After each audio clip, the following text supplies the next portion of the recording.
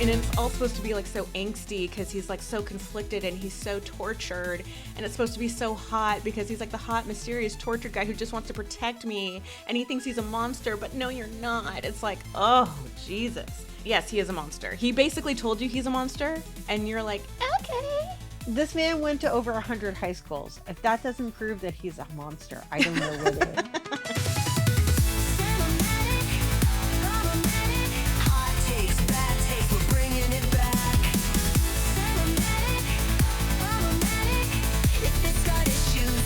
You're back. Welcome to Cinematics Problematics, where we celebrate your guilty pleasures. I am Chrissy Redding. And I am Erin Maxwell. Now, before sinners made vampires cool, terrifying, and interesting again, they were busy attending high school, playing baseball, and shimmering like an erotic dancer at a bachelor party. That's right, Spider Monkey. Today we're going to watch fucking Twilight. And I'm so excited. Directed by Catherine Hardwicke, this 122-minute masterpiece is an adaptation of Stephanie Meyer's best-selling novel, and it follows Bella Swan, played by Kristen Stewart, a moody, vapid teenager who moves into the perpetually rainy town of Forks, Washington, and falls in love almost immediately with the mysterious Edward Cullen, played by Batman. Only to discover that he's a vampire. As their romance deepens, Bella finds herself caught between her love for Edward, the dangers of Edward's supernatural world, and her friendship with Jacob Black, the only friend she thought worthwhile and kept around. Setting the stage for one of pop culture's most famous love triangles. It was a cultural phenomenon when it opened, but it's now been about 20 years, and well, let's face it, kids, it has some issues. Critics have argued that Bella and Edward's love story promotes an unhealthy relationship and has blurred the line between devotion and obsession. And beyond that romance, the film has also been critically panned due to Bella's lack of agency, terrible writing, wooden performances, and a whole myriad of issues. All right, so without any further ado, today we are going to tackle Twilight. Chrissy, are you Team Edward or are you Team Jacob? You know what? For a little bit, I was Team Jacob, but now I don't know what team I'm on. I'm staying out of this shit. I'm on Team Anna Kendrick. I'm just going to bounce after the first movie. Can I just be Team Carlisle? Can I just Yeah, you can be Team Carlisle. Carlisle is pretty cool. I like That's Carlisle. totally cool. You can totally be Team Carlisle. I love it. He's pretty unproblematic, so I'm totally Team Carlisle. But, okay, I'm going to tell you about the first time I saw this film. I don't know if you remember this, Erin. Erin, this is like part of our love story, too, is when Twilight came out, that was my first Comic-Con. Oh, dear God. Right. I have that as one of my notes. Like, Twilight ruined Comic-Con. It did. And I remember going, and I remember it being like, they're like, oh, Comic-Con's already ruined because Twilight's there. And I remember people sleeping outside, and it like became this thing. And I don't think I had seen it at that point. I'm like, I don't get what the whole big deal is about. So I think I watched it at home, and I remember saying, I just have to watch it just to say that I did it because it's such a cultural phenomenon, and I need to like retain my cinephile cred. So I watched it and thought it was some of the silliest shit I'd ever seen. I thought it was ridiculous. I thought it was like, tween porn, whatever. It's like fine, but I hadn't rewatched it again until we said that we were going to do an episode on this. And let me just tell you, this is one of the funniest fucking movies I've ever seen. Because because it is absolutely off the rails ridiculous. It's so problematic on so many levels. And I swear to God, I don't know why there haven't been like a million memes of just Robert Pattinson's facial expressions throughout the film. Like the entire first part of the film, it's as if like the entire direction from Catherine Hardwicke was like, okay, now just pretend like you're gonna throw up. And then they just did that for the first 45 minutes. And that's how they express teen angst and emotion and falling in love. I'm here for all of it, whatever. I laughed out loud. My neighbors are probably wondering what I was watching. It was not Airplane. It was Twilight. But yeah, I took copious notes of all the problematic elements with it. I can't wait to talk to you about them all. But Erin, please tell me about the first time you saw Twilight. Funny enough, this is like my third or fourth rewatch of this film. Wow. And I was like, this isn't as funny as I remember it to be. Am I getting Really? older? Hmm. And then I realized I was sober, and that was an issue. So I quickly remedied that. The first time I saw this, I was on some serious drugs in an airplane. Like I was on all sorts of like muscle relaxants, Mm-hmm. and I was going to Germany, and it was a very, very long flight Okay. with a That makes very sense. long layover, and we didn't get off the plane for the layover. So I had no way to stretch my legs, and I was just in like horrible pain. Ugh. So I just took a ton of like drugs, just drugs, and watched this movie. And it was laughing my ass off. And at some point, my sister says, "You know that's in German, right? Like you're not watching the English version." I don't know if she was kidding or not. Like I still remember it in English. But she watched it with me, and she was also on drugs, but apparently it was in German. This is one of the funniest films I've ever seen, and Yeah. it is absolutely not intentional. It did No. ruin Comic-Con for me because in 2007, people are like, "Oh, people started sleeping out when Marvel got really big." No, no No, one they was did not. sleeping outside for Marvel movies. We were all getting hotel rooms for Marvel movies. No one Mm-hmm. was sleeping outside. It was teenage girls and their mothers sleeping outside to Mm-hmm. go wait for our Hall H. Yep. And I remember waiting myself through those lines too, man. They were camped out for days ahead of time. And I think I remember asking somebody, like maybe it was you, maybe it was somebody else, in an editorial, like about like whether or not this was normal, and they were just like, absolutely not. Like this is like a new phenomenon that we've never seen before. It was me. I remember you asking me that. Yeah, it was me. It was totally Yeah. me. Yeah. Yeah. But I didn't know what was in store. I didn't know what to expect, and I didn't like know how to prepare or anything. I was like, am I going to have to sleep outside? I mean, thankfully, we had passes to get into all the panels that we were covering, and I was not covering Twilight, thankfully, because I had no context around it. I just knew that it was like a book series that teenage girls were crazy about. I remember it being kind of like laughable, like silly, but I think I look at it with like more mature eyes now, even though it was like, I was like a fully grown adult when I first watched it, but so much of it hit kind of different this time. And I think most of it was just the comedic factor. Like, there's so much unintentional comedy in this that it's like kind of wildly entertaining in a way, despite all of the times that I was like wincing at the screen, especially because of Edward and his behavior. But we will get to that. Right. And before we get into the film, we should probably address the Mormon elephant in the room, Oh, which I don't even is have anything about the Mormon elephant. I read a little bit about the Mormon elephant. I did not put it in there because I didn't have time to verify, but please go ahead. I mean, it's just basically like this is very much Mormon propaganda. And you know this, that is true. Mm-hmm. Because if you were to stack all of the Twilight books on the floor and you made a stack about 2.5 feet tall Mm-hmm. and measure it, you would get around 2 feet. So it's 2.5 feet tall with all the books stacked. You'd get about 2 feet high before you got to the chapter where they get to fuck. And that's how you can tell it was written by someone religious, because you have two very good looking people with a slight age gap of 98 Slight. years or so that are not having sex. And it's not because of the age difference, which would be the obvious reason why. He puts out the reason, "I'm afraid I'm going to hurt you." Mm-hmm. But that seems to go away after they get married. So apparently Where that they isn't. break the bed frame, you mean? Yeah. But you know what? I've only seen that movie once and I don't really remember it very well. So I I can't really remember seeing it. reference it that well. Uh-huh. I remember that one. That was the first one I saw in the theater. I went with But one of our coworkers, Lisa. that's right. But I believe that it did raise the expectations for virgins everywhere to Oh think that yeah. that's what your first time is going to be. It's not. Well, It's I mean, I would not. hope not. Jesus Christ, he almost did kill her. Like, I mean, he had to. There was restraint involved. Although I do like that as like if you're on a date and they're like, "Oh, do you want to go back to my place?" I'm like, "And what? Have sex? That thing that killed Bella?" Like I saw people using that online. I'm like, that's hilarious. I would use that too. Oh my God, That thing seriously. that almost killed Bella Swan. Well, I Fuck mean, you. I'm I going mean, home. especially with an ogre like Robert Pattinson, please.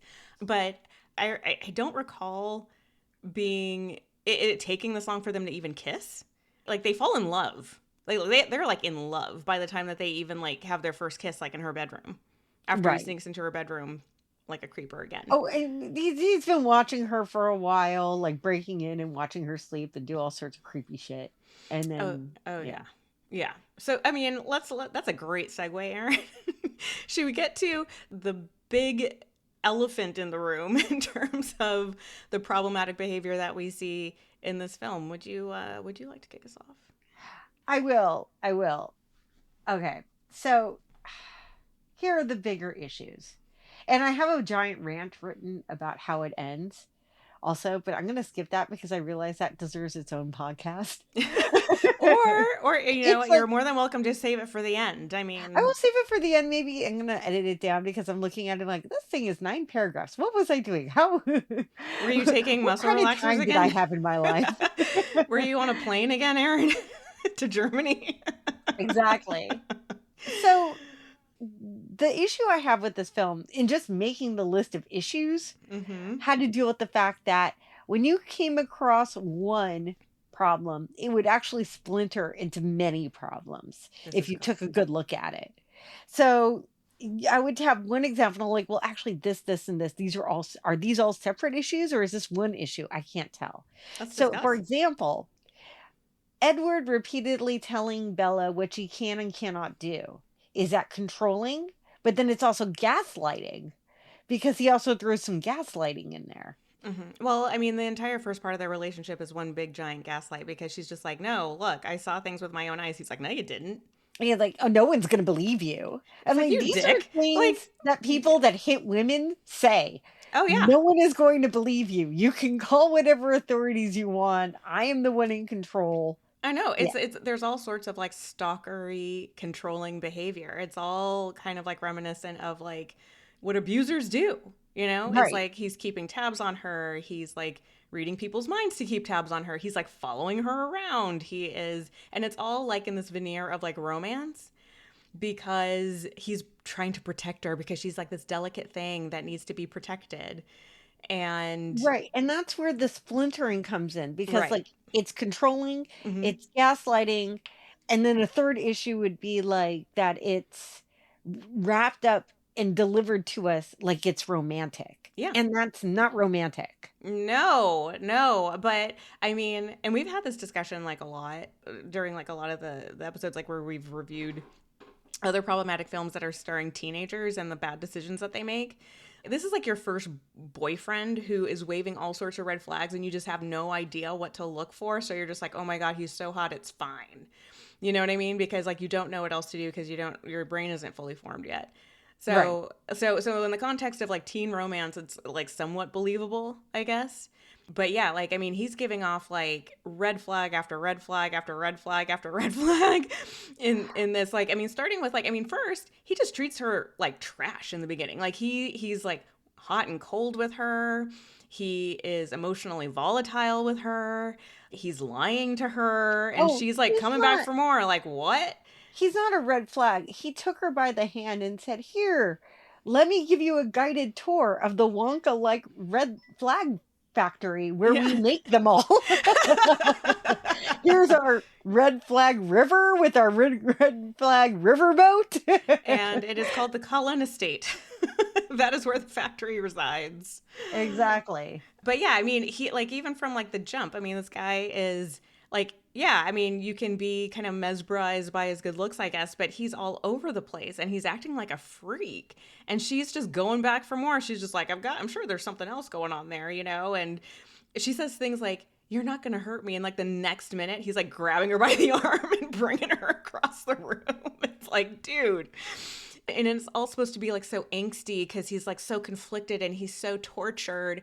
And it's supposed to be so hot because he's like the hot, mysterious, tortured guy who just wants to protect me. And he thinks he's a monster, but no, you're not. It's like, oh, Jesus. Yes, he is a monster. He basically told you he's a monster. Like flat out, like straight up. He told you, I am a monster. And you're like, okay. This man went to over 100 high schools. If that doesn't prove that he's a monster, I don't know what is. Like, why would you willingly return to high school? That is nothing but disgusting to me. And Well, it's yeah, not like he did it for terrible reasons. Just the concept of returning to high school for any reason, just to try it again, is so weird to me. yeah. Like, Couldn't I they just like fucking pretend to be like escaped. homeschooled or something? Do they have to expose themselves to all these people that they Yeah. basically want to drink to death? If you break this movie down to its molecular level, it's so funny because it's so weird.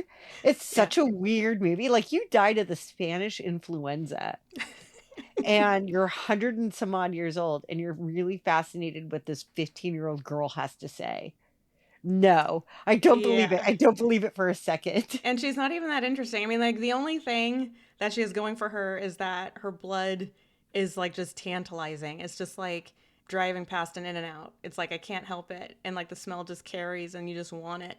Like, that's the only thing that she has going for her, you know? And yet, everything else, like, she's kind of moody and she's kind of standoffish and everything. But, I mean, I guess they're a match made in heaven because, like, they both are kind of like that, I suppose, and super awkward around each other. So I guess it fits, maybe? Like, again, and we're going to get into more of the problems, the actual problems, but I just want to say again, like, so they're going to multiple high schools and they land in the Forks High School. Mm-hmm. And their big thing is like they're vampires that have been around for many, many years and they're going to high school to blend in because they all look like quote unquote high school students.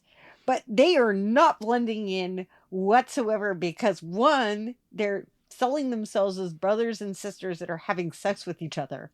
And the entire school knows. But it doesn't count, Aaron, because they're adopted. They're not like actually related, so it's not weird. Sure. And their father keeps yanking them out of school. Like, He's like there's the coolest so dad many ever, though. things that if I was a teacher or an educator, I would have called CPS like years ago. Like, hey man, there's this doctor, and listen, I know he's respected in the community and all, but he's got like a handful of teenagers and they all fuck each other. And whenever it's a sunny day, he won't let them go to school. I think it's like a cult thing. I don't know, but it's whenever it's sunny, they're just not here. You know what? That's either okay. You could either that could go either way, right? Like they could either be like super weird and creepy, or that could be like, oh my god, you're the best dad ever. Like pulling us out of school, taking us hiking, taking Every us to sunny day. Disneyland. Yeah, what? I mean, it's barely sunny there. It's probably like 4 days a year. It's not a big deal. I don't have as big a problem with that. I like Carlisle. Like I said, I'm Team Carlisle. Carlisle's taking care of his kids. You know what? Actually, I changed my mind. I'm Team Charlie. I feel like Charlie has no one on his team. Like his daughter ditched him really quickly. Yeah, And and every time he he's just doing tries his to bond best. with her, Yeah. she just doesn't understand how humans work. Well, she doesn't understand how anybody works. It seems like she's barely been exposed to humans, this person. You know? She's like a feral homeschooled kid. Like, you told me like she went to school in Arizona, and I'm like, nah, this girl's never been to school before. Like, how could she even survive? It's just like she's going to combust every time somebody says hi to her. Yeah. Or she's going to throw up. She's so, yeah. It's all right. We'll get to her. We'll get to her. We'll get to her. But all let's. right. So, first Okay. problem, let's start with just controlling. Yes. Edward displays some very controlling behavior. Just straight up abusive. Controlling and abusive behavior. Yes. And he repeatedly tells Bella that what she can and cannot do. She insists that she stay away from him and that he's consistently in danger, but he makes decisions for her. Mhm. She shows no agency. She doesn't show the willingness to make decisions for herself, except for the fact that she's very good at declaring what she wants. I Mhm. want Edward. I want fries. I want a truck. Like, Right. I mean, the only real decision that I mean, this is like her defining character is like the one major decision that she makes is that she's like, I mean, if you want to call it a decision, is that she's in love with this guy, and she makes that decision after hearing about all of these terrifying things about him. It's insane. It's like the more fucked up shit he said about himself, the deeper in love she fell with him. Even before that, when she's assaulted by that group of men and then Yeah. Edward comes to rescue her, he immediately takes control of the situation and starts making decisions for her. Yeah. And so it's obvious he doesn't see her as an equal or have the ability to make decisions for herself. Well, no, I mean, and it's almost like this weird father-daughter dynamic in a way. Well, when is Because the Spanish influenza? How old is this man? He's in well, his 80s? no, so it was 1918 when Carlisle changed him because I wrote down the date. Okay. And so if he was 17, that means he was born in 1901. Okay. So he's 106. I mean, he's fucking old. It doesn't matter. He's Like, whether it was 105. 1901 or 1918, it doesn't matter. He's like way older than her. And so like he comes from like a completely different time where people were treated completely differently. So maybe it makes sense that he is being controlling because maybe that's the way that men were. But you would think that he would adapt with the times just like his fucking hairstyle did, you know? Bella has the protective instincts of a turnip. She has like no ability to protect herself. And I think that's why she just lets Edward take control. She's Well, like, she I don't doesn't know know- how to do any of this. Great. She doesn't know how to pick up on dangerous cues. I mean, I wrote the whole thing down. It's like, okay, I'm a vampire. She's just like, oh, it's cool. And then I've killed people. It's like, oh, that's so hot. And it's like, your blood is like heroin. And she's like, oh my God, that's so cute. And then it's like, I'm going to lose control around you. It's just like, bitch, get out of there. Like, he is telling you the writing is on the wall. Bad things are going to happen with this Explaining to guy. you, step by step, how the hot dog's made.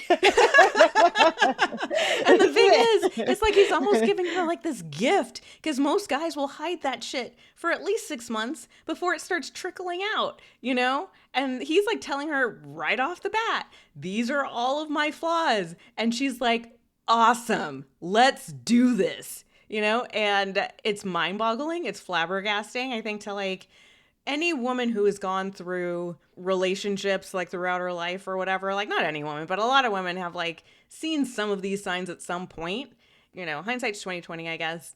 So I guess like at our age, and I won't say how old that is, but at our age, Aaron, we look at this and we know better. But, you know, girls like Bella, maybe they don't. I don't know. Like, wait, okay. So what do you think? Do you think that Anna Kendrick's character in this film would have reacted the same way? I think Anna Kendrick's character would have bounced. Yeah. I think she would have bounced. I also think she would have like tried to kill them and then like would have been vampire food. She would have turned herself into vampire chow. Like But early on. her defensive instincts would have kicked in, is what you're saying. Yes, Like she I would have. believe that Anna Kendrick has protective instincts. Like I believe those exist for that character from what I've been able to witness. Yeah. Because she's also the only one with the ability to like go out and meet people and have a sense of humor and have some liveliness to her. Yeah. So she has like very basic human skills that other people in this movie seem to lack. Well, especially Bella, right? Yes. She's like especially deficient at just like normal human instincts and behaviors. All right. So next problem I have is, and I wrote this 12 times, gaslighting, gaslighting, gaslighting, gaslighting, gaslighting. Yes. Oh, there's a lot of gaslighting in this film. And this is like another branch of abuse, right? It is. It's like a subcategory. It is. And he uses it to control Bella, which is why it's splintered off from the controlling category. But it does deserve its own thing because it's what everybody does. Everyone in the Cullen family is a gaslighter. We hear Carlisle do it to Bella as well when they're in the hospital. Okay. And it has been going on with this community for a while because whenever there is a dead body, someone's got to do it. And they lie. They lie and they make the humans think they are going crazy. It's just wild animals. It's wild animals that are attacking people and ripping out their throats. Yeah. I mean, I'll give Carlisle a pass just because he's kind of like, I think that he has the good of everybody at heart, not just his family. Like, I think that he's like trying to consider like the safety of everybody.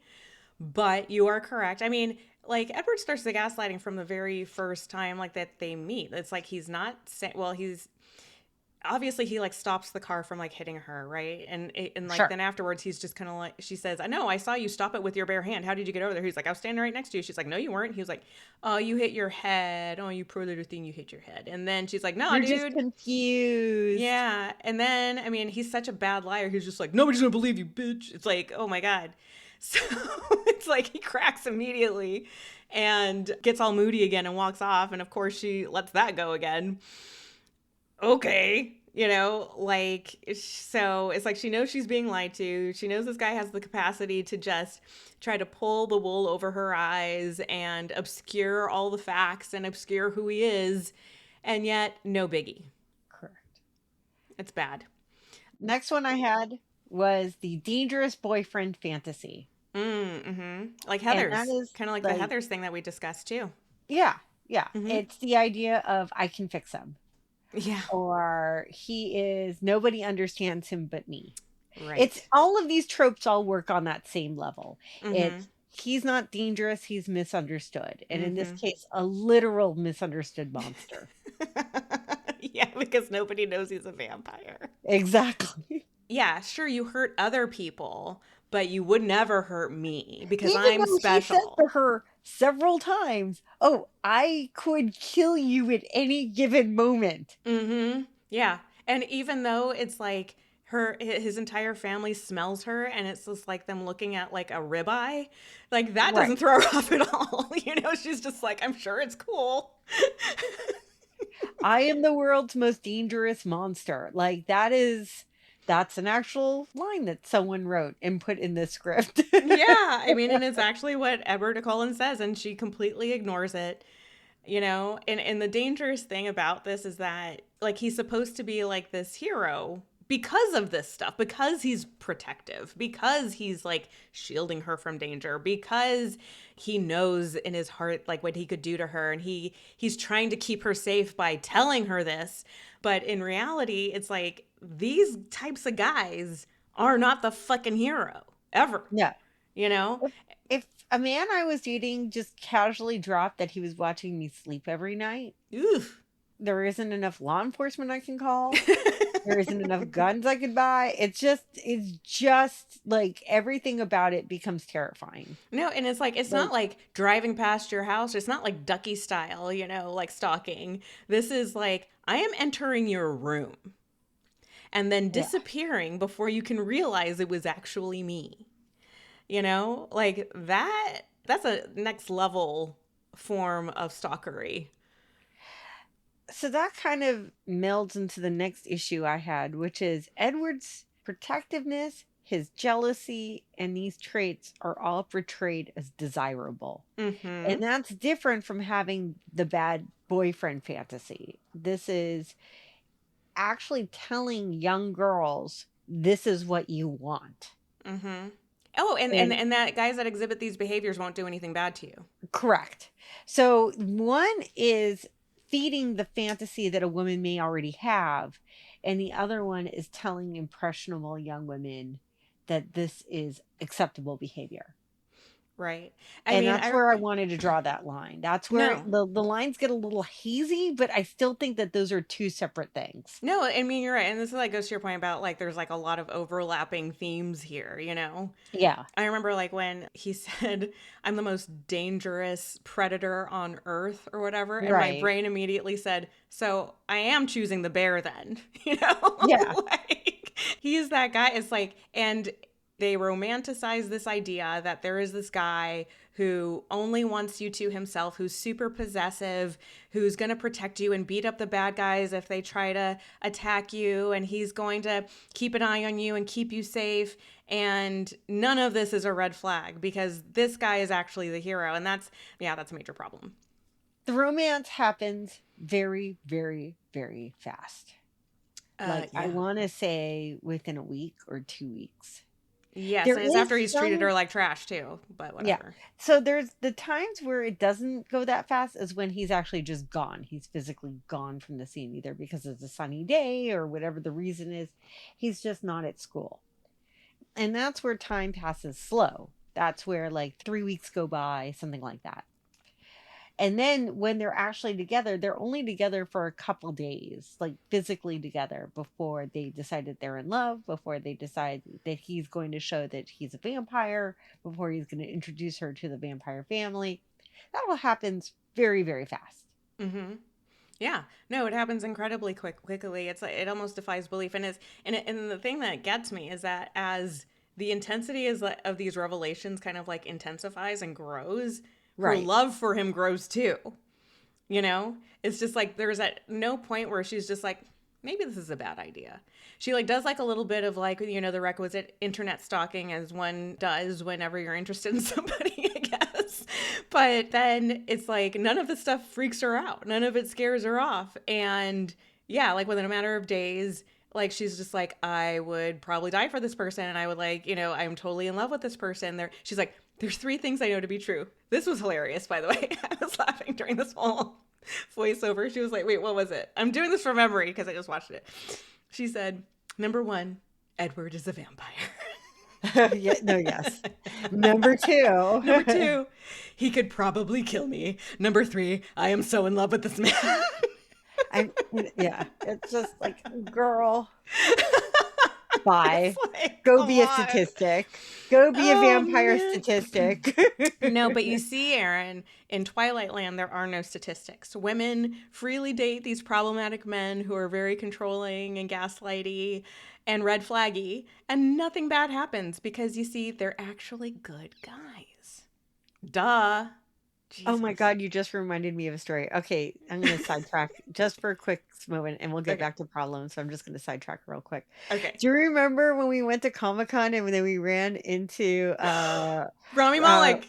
yeah, Rami Malek? Yes. And so Rami Malek, if you don't remember, he's actually in the 3rd Twilight film. Right. 3rd Twilight film? Yeah, like part 2 or part 1 as No, well. I think probably. it's like, maybe it's part 3. I don't know. It was one of the sequels. I don't remember. He was in the 3rd film in the 2nd part because that's Okay. what he was there to promote. Got it. Okay. Because we were waiting in a green room. And No, we were at the Walking Dead zombie march or whatever it was at the Well, I stadium. thought we were in the okay. We were somewhere. We were in a room. Yeah, no, we were definitely at the Walking Dead zombie thing. Only area. Yeah. And all of not the main cast of Twilight, but all of the B-side vampires.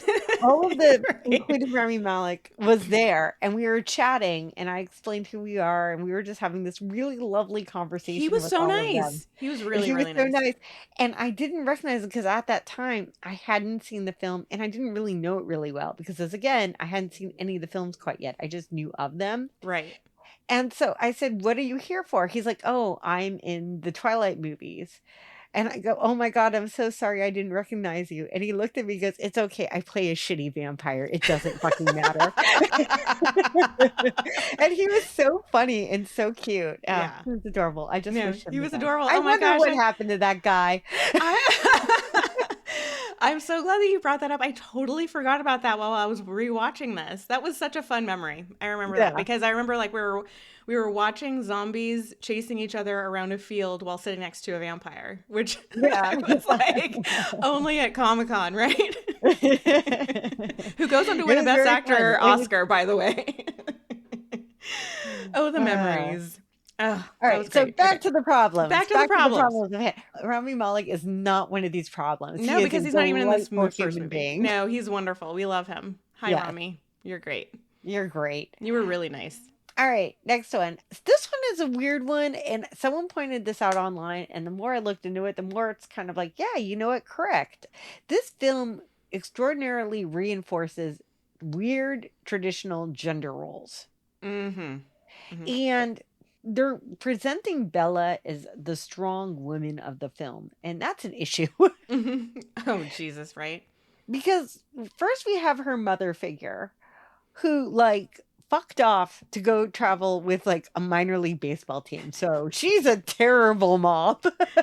No, you know what? She's the mom who's like your best friend, right? Oh God, She's still a like the terrible best friend mom. mom. She's like, hey girl, tell me about the boys. It's like, oh mom, geez, stop it. She doesn't Stop seem it. like a bad person, but yeah, like the She's cool, the Mom. storyline is not great. Yeah, she's cool mom. She's gonna let you have a sip of her wine, but like She's gonna bring you margaritas after school. right. On a tray, wearing a pink tracksuit. Exactly. I'm not regular mom. I'm cool mom. I'm cool mom. Yep. Mm-hmm. Yeah, she seems like cool mom. I mean, honestly, though, the most realistic scene in this movie is Bella not wanting to go to Arizona to hang out with Phil, Mm-hmm. her mom's boyfriend. That was Yeah. Is that where they went? Like Jacksonville or something like that? Wherever Jacksonville, she yeah. fucked off to? Yeah, yeah. We're looking for a place in Jacksonville. It's like, oh yay, thank you. Yeah, I too would go, nah, I'm out. I'm gonna bounce.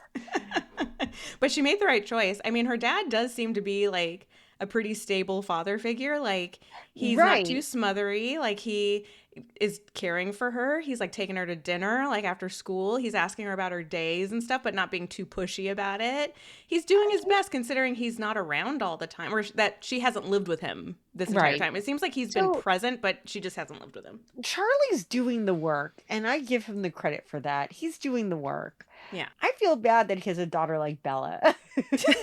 She doesn't really appreciate She him. doesn't appreciate it. I mean, I think that she does like make a note in the very beginning where she's like, at least he doesn't hover, you know, because she's kind of a loner, I guess. And so she appreciates that he's like giving her space.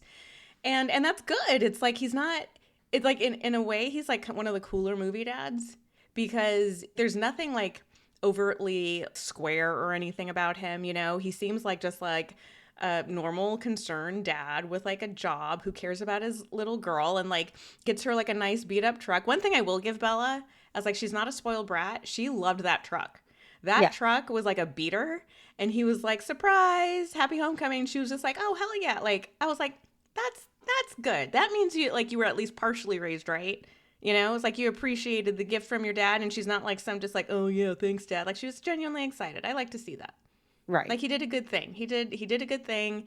I liked the vulnerability of his character too because he knows that he doesn't quite know how to do this and he's doing his best and he communicates that to her, right? He's kind of just like trying not to do this, trying not to do that, to do that. It's like it's sweet.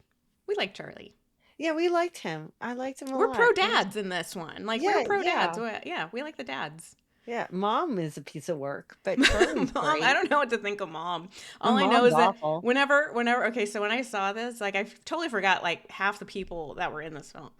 I was like, oh, it's Nora from 24.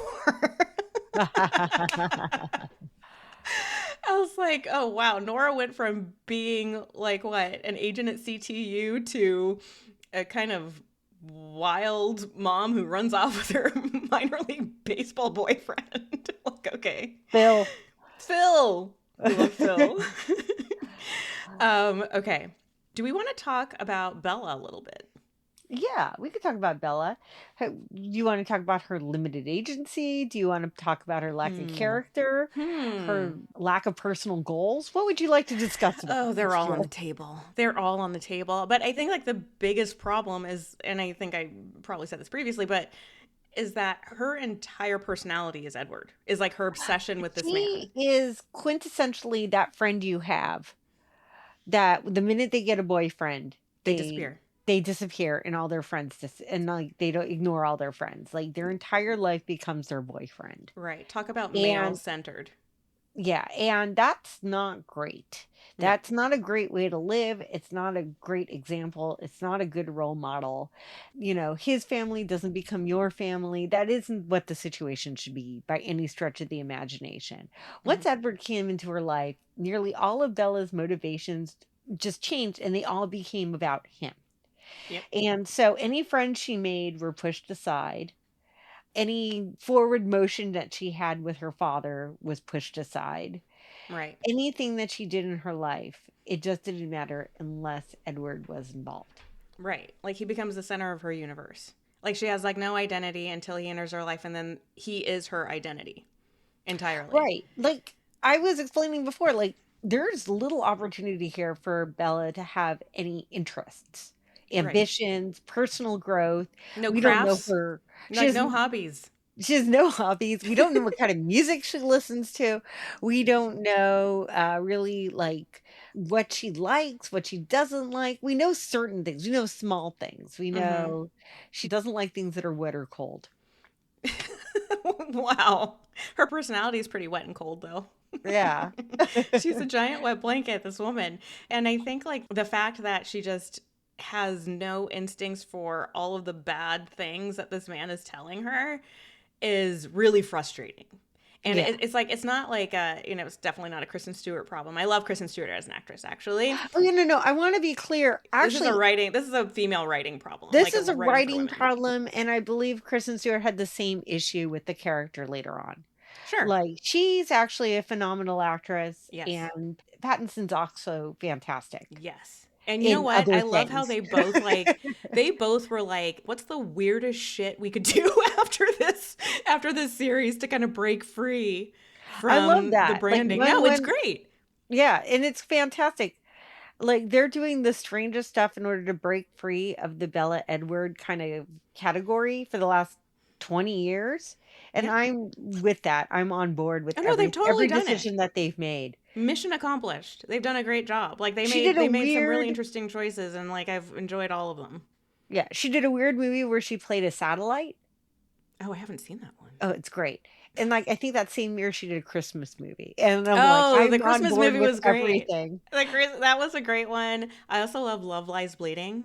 She was great in that. That's so good too. Yeah, no, she was really, and Robert Pattinson, don't even get me started. That man is versatile as all get out. Yeah. Can't wait to see him in the Odyssey. Very excited. It's so good. But okay, back to Bella. Yeah, she sucks. She sucks. Yeah. She's really difficult to watch. She's really difficult to identify with, I think. Like, I mean, I guess I kind of grew into being like a more extroverted person, like towards the end of high school and stuff. Thank you, Model United Nations.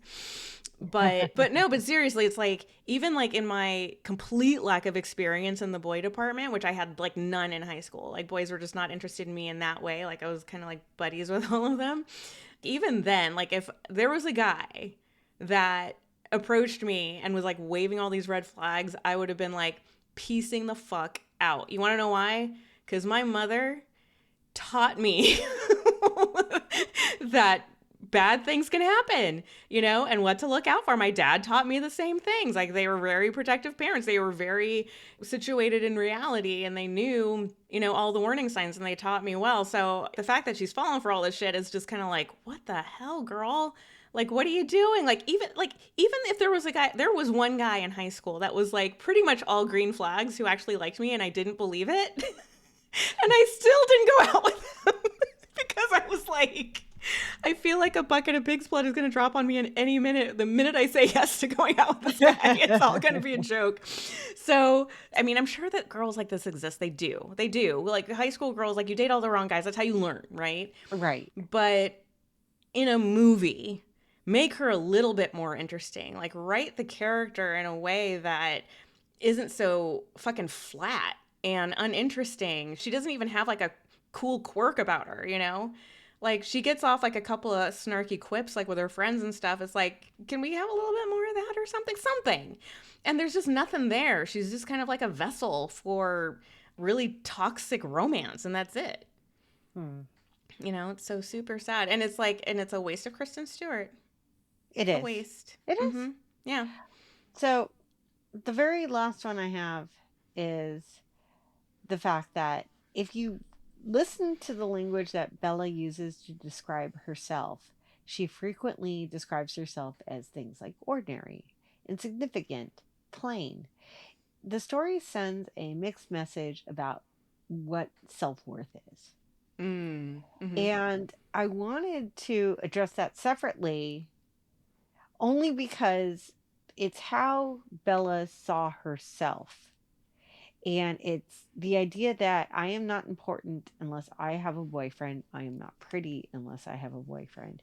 And it's different than making your personality that of your boyfriend or putting everything in your worth. It's that she honestly believes this relationship reinforces the idea that Bella's value only comes from being chosen. Mm-hmm. Yeah. No, absolutely. I mean, it's like, that's like when her life comes alive, right? Right. I mean, and I think that it's like, you can, like, for anybody who's like been in love, it's like you identify with that feeling. It's just like, oh, like everything is like amazing and like rosy and everything. But most of us have a personality before that happens, and she does not have one, unfortunately. And then after that is my entire list. And then after that, I got a little goofy and I started making random lists. wait. Okay. We'll get to your random list in 1 second, but I will call out one other thing that I'm surprised is not on your list, actually. Oh, please do. the treatment of the Native American, the very real Native Oh, American tribe you know in what? this I did film. have that. I skipped it. Oh, I'm so sorry. I was so I got thrown the bell thing. Please go ahead. Yes. No, okay. So I'll just TLDR it so we can get to your random list. But essentially, there is like an actual Native American tribe, and I am about to butcher this name because even like when they were saying it in the movie, I was like, wait, how do you pronounce it? It's the Kiluete tribe, very real tribe. And this author of this book, Stephanie Meyer, I think her name is. Yeah. Stephanie Meyer. She basically took this very real tribe and inserted a fake legend into it for the sake of the film. The film it's a blockbuster. It makes so much fucking money, and they saw none of it. This was not like, none of it was kind of like infused back into their community to help them out. Basically, like their entire kind of like heritage was stolen and used as kind of like just a story point that was manipulated for the sake of this silly little teen romance story. And they actually had to work to undo some of the beliefs that people had had after seeing the film. So that's not good. Do you have anything to add, Aaron? No, not at this time. Oh, and the I'm whole sure. Taylor Lautner thing, the casting was like a little bit controversial at the time too. Oh, that was a little controversial at the time, but there's more things I want to get into, but I feel like those better fit the other chapters, and I feel like one day we are going to watch those. Oh man, I need some space. I need Oh no, we're not watching them today. We should have done like an entire series, like a 2-hour episode on just Twilight, the entire saga. We should have done The that. Twilight Saga. Because you know what, I left it now we on. get to- I left part 2 on after part 1 finished, and I was like, oh, this is even worse. Like, it's even worse. Oh no, she gets self-destructive, I believe. She gets self-destructive, and then Edward's still controlling her from his fucking Jedi ghost vapor who appears randomly to keep her from doing shit. Like, it's like, Tom, stop telling me what to do. But anyways, another story for another time. By the way, if you can't tell, there's so much material here. There's so much material here. There is, and we try to keep this podcast to just under an hour. We or about try. an hour. We don't try always very succeed. hard because you're busy people and we are not, and so we're trying to be respectful of your time. You're one of the most busy people I know. Shut up. We're both busy. But yeah, but we'll get to it. We'll get to it. We have some other problematic films to cover before we dive back into Twilight. But okay, so let's get to your random list then. My random of what you list wrote. was just issues with the movie's storytelling, with just problems with the script. Okay. And it was just like things like, do you know women get their period in forks? How does that work? Like, you're That's at true. a school with like hundreds of girls and you freak out over one drop of blood. Like, certainly someone in that school has a heavy flow day. Like, that's got to be happening. Well, everybody else smells like, like a chicken breast, and she like smells like beef bourguignon. Big diff. I don't know about There's that. something special about her. Didn't you know that, Aaron? Bella is special. She's so not. But yeah, that she's supposed to be. All right. He can't read her mind. That makes her special. Whatever. I do believe that Pattinson did deserve an Oscar for saying, "You better hold on, Spider Monkey," with a straight face. Yeah. That, by the way, because you floated me that line the other day, which was adorable. When you responded to me, and when he said it during the film, I swear to God, I lost it. I use it all the time. You can tell if I've recently seen Twilight when I start calling people Spider Monkey. Yeah, and you just watch Showgirls if you start calling people darling. Okay, yes. Okay, continue. Someone made the point that the reason that Edward Cullen is dead in the eyes is because he was made a vampire when he was 17 and his prefrontal cortex hadn't finished developing. And so he'll never reach mental maturity, and so he'll be consistently dead behind the eyes. Like any 17-year-old. he is literally undead, so I mean it kind of makes sense in a way. So I'll allow it. And my last one was like, this is the weirdest slow motion incest reveal I've ever seen.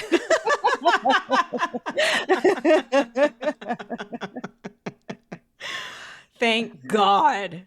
They need to cut to that Of chase. all the movies with slow motion incest reveal, this is the most recent one I've seen. All right. Well, there you go. There you go. No, I think that those are all fair points. I actually did think the same thing. I was just like, okay, so if they're so attracted to blood and like they're so dangerous like around humans, that why do they voluntarily put themselves around a ton of humans all the time? Oh, and another story point that didn't make any fucking sense, when the evil vampires show up Yeah. and he's like, cover your neck with your hair. It's like, he can smell this girl from like 1,000 feet away, and her shampoo scent is going to keep the evil vampires from smelling her tantalizing blood that makes her special. What? That seems like something you do when you're drunk. It's just like, just cover it up with your hair. They hate Pearl. They hate coconut waves. Stop it. It's like Pantene, perfect. Yeah. They hate that dime store shampoo you fucking use. It's like they're allergic to sulfates. They're using a sulfate shampoo. Oh, fuck. Okay. Oh, we've had enough fun. Okay, so this is the challenge, Erin. I am challenged by the last question that we have on this podcast because I don't know how I'm going to go on this one. Are you going to chuck or cherish? I don't know, man. Right? Isn't it hard? It's very hard. Because it's stupid. It's so stupid, but I have to concede that I was really entertained by it. It is like a wildly watchable film just because I think that, first of all, it's hilarious. Secondly, Yeah. I mean, Kristen Stewart and Robert Pattinson. I mean, it's full of just beautiful people. Right. And there are some like genuinely charming people in it that I'm just like, oh, they're pretty cool. You know, like Alice. I stand for Alice. She's great. You know, and Carlisle and Charlie and Anna Kendrick's character. Like, they're all a good hang, you know? So it's not like a completely terrible experience. As a film, is it a good film? I don't know if I'd go there. Is it entertaining? Absolutely. And absolutely, like, unintentionally entertaining, though. So it's tricky. Absolutely an entertaining film. And it's for all the reasons, because I love watching it and pulling it apart. It's like I'm a sociopath kid with a fly. And I love it's just, this movie is perfect for that. Like, Right. It's just, everything about it is wrong, but it's so right. Right. And it's like, it's my least favorite movie in my most favorite genre. Because I love vampire films. I love vampire horror films. I love them. It's like pizza. Even when it's bad, it's still pizza. Right. I mean, and it's like, if you were to say, hey, you should come over, we're going to drink and we're going to watch Twilight, I would be like, hell yeah. I'm coming over, because that sounds like a blast. That sounds like a lot of fun. Yeah, that's a good hang. That is a great really hang. fun hang. You know what? And watching this, I always kind of like do like the Hollywood Forever Cemetery litmus test. It's like, would this be fun at Hollywood Forever Cemetery? Absolutely. You know what? You are correct. So for that reason, I'm going to say I slightly cherish this. Can we say chuckish? Like, is that a category? Yes, Can we create a new? I'm going to chuckish it. I'm going to chuckish this. It's never going to be a favorite film, but with the right group of people, it could be a really funny film and a very funny experience. Oh, for sure. Like, I mean, I will not compare this to a movie like Purple Rain, which is I mean, that's like in another category for me. But it's like the same kind of thing, like where you watch it and you're wincing during a lot of it because the acting is just like, But there are some moments that are genuinely entertaining and you're laughing your ass off. Maybe not because they want you to, but because it's just funny. It just is. And for that, I did not see it as a waste of time. Yeah. I had fun with it, but yeah, it's like, this is like, there's like a weird category that we have to create for like this specific type of film. It's weird, but I will give it I'm edging more, now that I'm talking myself into it, I'm edging more towards cherish just because of like the unintentional comedy of it. But if we create the chuckish category, which is kind of a cheat. Charouche. Sure, charouche. Charouche. Like you're trying to say it under your breath because you're embarrassed. Yeah, sure. Yeah.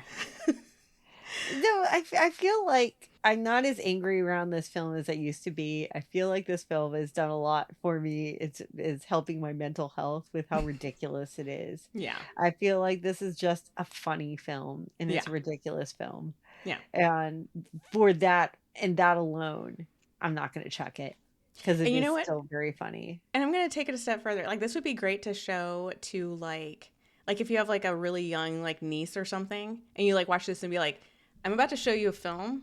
This is purely for entertainment purposes, but it's an example of the exact type of guy that you avoid at all costs. Right. Now let's watch. You know, it's like, it's a cautionary tale. Yes. So, okay. All right. So, Charush. We're Charushing. We're cherishing it. All right. Any last words, Aaron? No, nothing for me, Spider Monkey. And with that, we will see you all next week. Thank you. Adios. Bye.